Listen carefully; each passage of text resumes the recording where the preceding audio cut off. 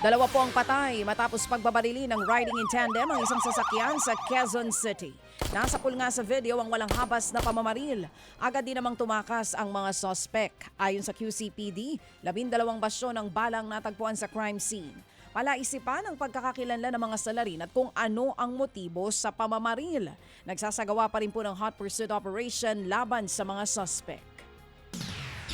Arestado naman ang isang lalaking nagpanggap na lotto winner para makuha ang 172 million pesos na jackpot dyan po sa Mandaluyong.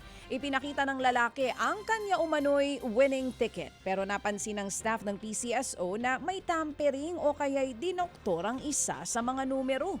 Lumabas din sa verification na na-claim ng jackpot sa 649 Lotto noong April 7 na kukuhanin dapat ng suspect. Umamin naman ng suspect na may nagbenta sa kanya ng ticket sa halagang 10,000 pesos. Mahaharap po siya sa reklamong falsification of public document.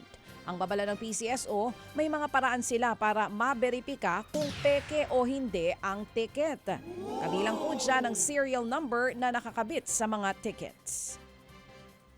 Halos 3 linggo na nga pong nasusunog ang Navotas landfill.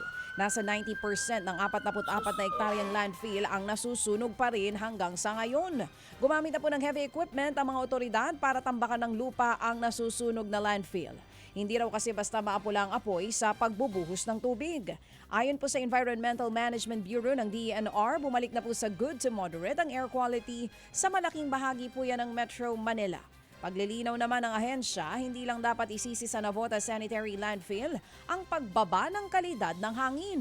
Kabilang daw sa nakakaapekto dyan ang mainit na panahon at usok mula sa mga sasakyan.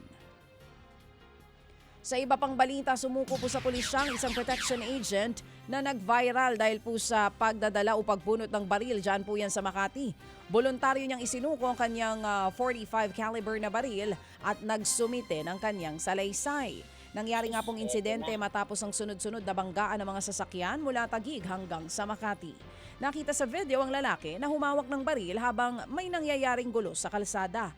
Ayon sa pulisya, hindi siya naka-assign sa anumang protection detail noong oras na iyon. Pinagdiin ng PNP na ang baril ay para sa proteksyon at hindi para sa pananakot.